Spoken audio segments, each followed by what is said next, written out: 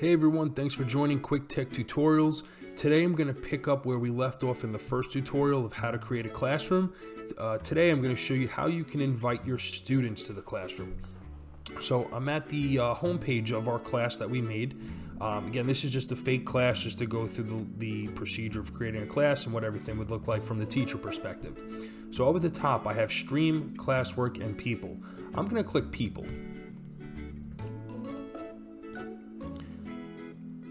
Now, it'll say who's in charge, so your name should be up here under teachers, and as your students enroll in the classroom, they'll be listed under students. Right now, we don't have anybody who's joined, so we need to invite them, and you can do that in one of two ways. For one, there's a little plus person icon with a plus symbol next to it.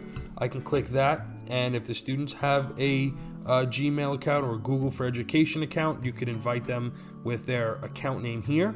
An easier way is each class has a unique code.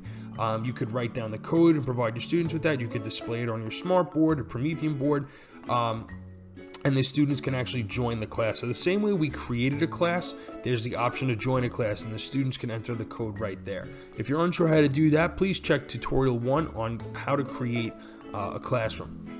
So I have my code right here, ZKVLH4. Now that's a little tight to see. If you wanted to display it nice and big, I can click this gear wheel up here, go through my settings. Now it'll say class code. Towards the bottom there's a little drop down menu, and you can click display, and it'll blow up nice and big so your students can see it.